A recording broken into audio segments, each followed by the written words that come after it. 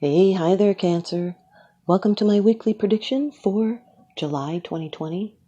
Crosswatcher energies are interchangeable, and I'd like to thank you for supporting my channel. It keeps me able to provide you with these free readings. And now for your first card.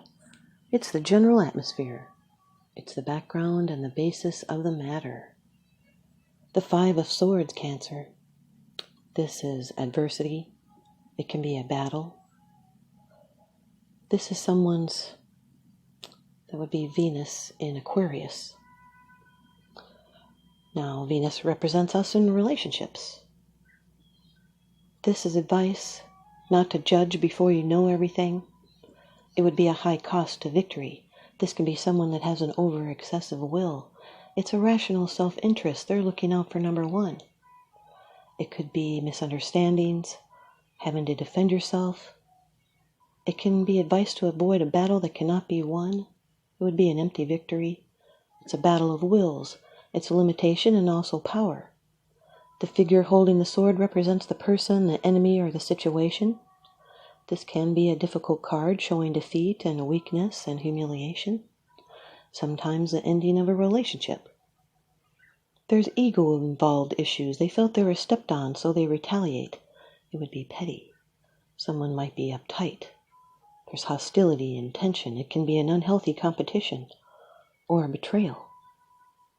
Fives are about adjustments, and this is a change that's brought on by distress or loss.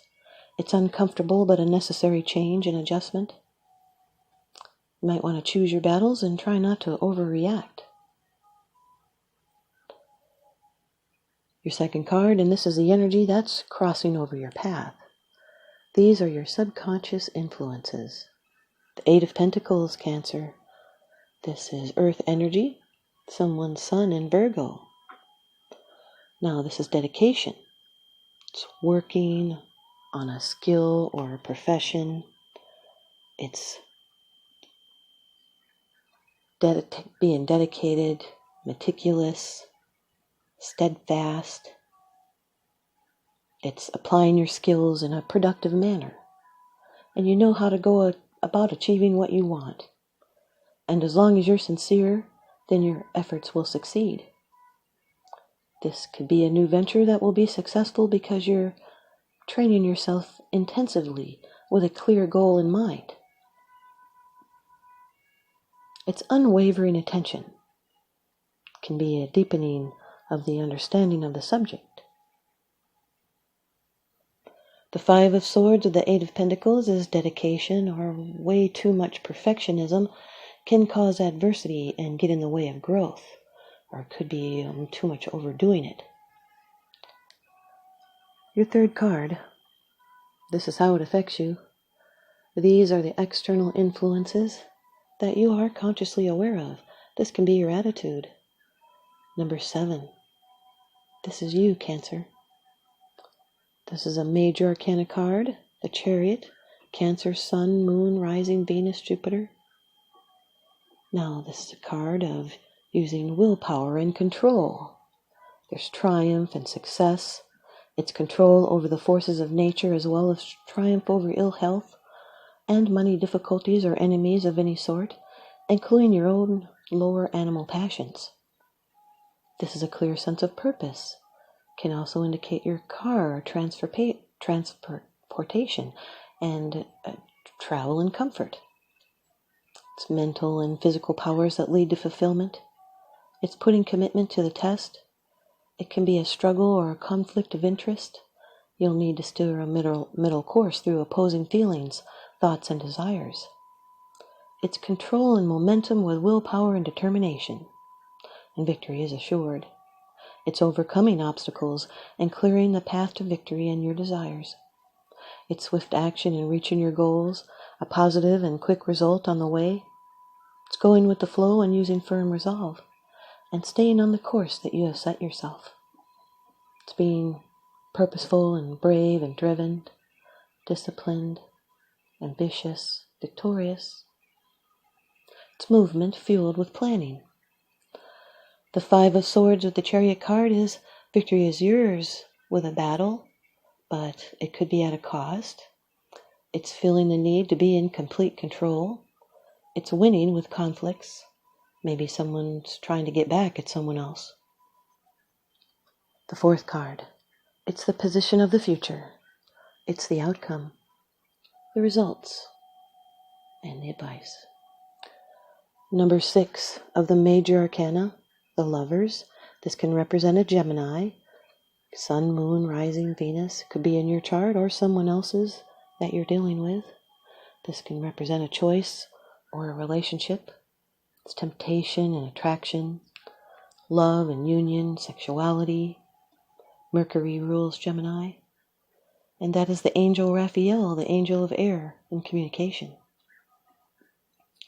This can be the struggle between sacred and profane love. It can be trials, soulmates, being met for each other. It's learning and growing through relationships. The angel above them stands for truth and strength found in their relationship. This is an important and usually long-lasting relationship. There's attraction and love and beauty and trials overcome. It's physical and emotional healing. It's a critical life decision with a love relationship and being at a crossroads. And remember to act with your heart and choose the best version of yourself and do what you love, and everything else will follow naturally. This is cooperation and an attraction of any kind that requires cooperation. And you will make the right choice. So be clear about your personal beliefs. And remember to communicate openly and honestly, and that will create harmonious and fulfilling relationships built on trust and respect. This is a union of opposites. The Five of Swords with the Lovers is a lover's quarrel. It can be a hidden relationship. It can also represent a wrong choice. Your fifth card, it's the bottom of the deck card, the underlying issue. This is what's unseen. It's unseen. It's because it's something that you're not sharing with others, yet you are consciously aware of this. The Eight of Wands, Cancer, fire energy. This is Mercury in Sagittarius. Mercury, again, is about communication. Now, this is movement, action. It's full of surprises and opportunities. It's a sudden burst of energy. Some of these may be once-in-a-lifetime opportunities, and it's up to you to choose. It does carry a particular risk, so do not act cocky about it, or you might lose it. This is relationship messages coming and about to go forward. It's a career opportunity to lead a team force. It's like Penelope saying hi to you guys. Shh, Penelope. Shh. It's being in motion and things already set into motion. It's renewed activity. The advice is to go for it because you're poised to hit the target and continue with your plans. It's a quick turn of event. The Five of Swords with the Eight of Wands is a battle or adversity to sudden action or communication. The Eight of Pentacles with the Chariot is working on your control and focus. The Eight of Pentacles with the Lovers is a love commitment that blesses your life. It's willing to work hard to save a relationship. It can be a reconciliation. The Eight of Wands with the Eight of Pentacles is learning and working with new technology. It's being on your right path. And the obstacles are people who won't leave you alone to follow your own advice. And 2 eights in reading represents receiving new knowledge.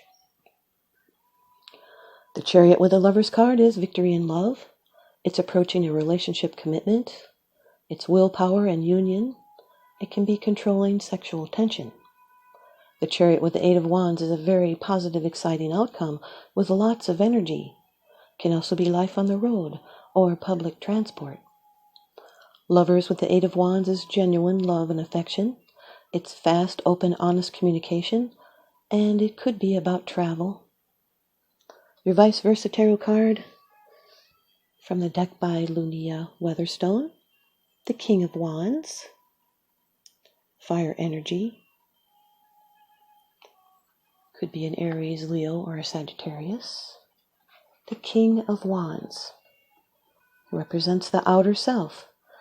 A king sits upon a throne that is partly made of natural wood, burls, and partly of rough-hewn staves.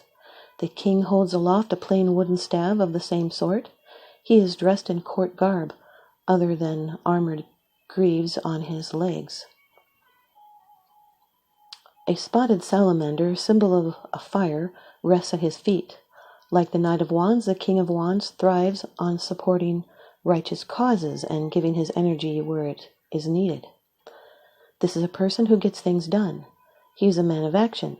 Although he may have worldly wealth, you might not know it from looking at him or the way he lives. He doesn't have much patience with details, and that could slow down his process, so he lets others handle the small stuff and the aesthetics. Other kings may have fancy scepters or rods of authority. This king has a stick, and it does the job just fine. Thanks, you guys, Cancer. I hope you stay tuned in and leave me a comment or a thumbs up, and please subscribe. Now remember, what goes around comes around, so I'm sending you out love and light and blessings. Thanks for watching.